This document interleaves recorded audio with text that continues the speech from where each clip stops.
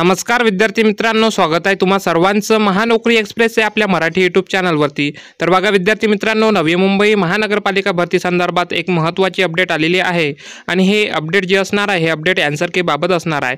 तर या सूचनापत्रामध्ये काय माहिती दिलेली आहे या संदर्भात संपूर्ण माहिती आपण या व्हिडिओमध्ये बघून घेणार आहोत। तर व्हिडिओ शेवटपर्यंत पाहायचा आहे। चॅनलवर नवीन असाल तर चॅनलला लगेच सबस्क्राइब करून घ्यायचं आहे।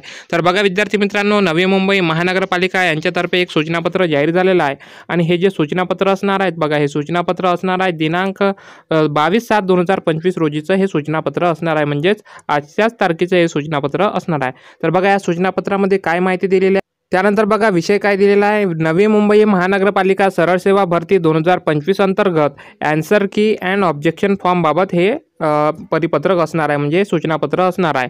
तर बघा त्यानंतर खाली काय माहिती दिलेली आहे, नवी मुंबई महानगरपालिका सरळ सेवा भरती 2025 अंतर्गत एकूण 30 संवर्गातील 668 पदांसाठी जी परीक्षा होती ती 16/7/2025, 17/7/2025, 18/7/2025 आणि 19/7/2025 या कालावधीमध्ये ऑनलाईन स्पर्धा परीक्षा घेण्यात आलेली आहे।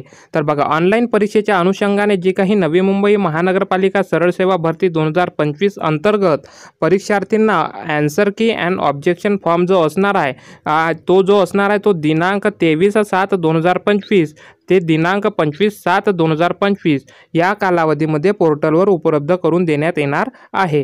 तर प्रत्येक आक्षेपासाठी जे ऑब्जेक्शनसाठी जे असणार आहे तुम्हाला 100 रुपये प्रति शुल्क आकारण्यात येईल। तर बघा तुमची जे काही आन्सर की असणार आहे ते उद्याला म्हणजेच 23/7/2025 ला लागणार आहे आणि याचा कालावधी किती दिवस असणार आहे, फक्त 25 तारखेपर्यंत, म्हणजे 2 दिवस तुम्हाला या ठिकाणी आन्सर की बघता येणार, म्हणजे ऑब्जेक्शन घेता येणार। त्यावर 2 दिवसाचा कालावधी दिलेला आहे ऑब्जेक्शन घेण्यासाठी आणि तुम्हाला ऑब्जेक्शन घ्यायचे प्रत्येक आक्षेपासाठी तुम्हाला 100 रुपये प्रति शुल्क आकारण्यात येणार आहे। तर बघा त्यानंतर बघा दिनांक 25/7/2025 या कालावधीनंतर आलेले ऑब्जेक्शन फॉर्म विचारात घेतले जाणार नाही याची उमेदवारांनी नोंद घ्यायची आहे। तर बघा विद्यार्थी मित्रांनो, तुम्हाला ऑब्जेक्शन जर करायचं असेल एखाद्या क्वेश्चनवर तुम्हाला वाटत असेल चुकीचं आहे तर त्यावर जर ऑब्जेक्शन घ्यायचं असेल तर तुम्हाला 23/7 ते 25/7 या कालावधीमध्येच करावं लागेल। 25/7 नंतर जर तुम्ही ऑब्जेक्शन कराल तर ते ऑब्जेक्शन फॉर्म विचारात घेतला जाणार नाही याची उमेदवारांनी नोंद घ्यायची आहे। तर अशा प्रकारे हे महत्त्वाचं परिपत्रक होतं। तर बघा विद्यार्थी मित्रांनो, आताच परीक्षा संपलेली आहे आणि त्याची आन्सर की जी असणार आहे आता उद्याला 23/7/2025 ला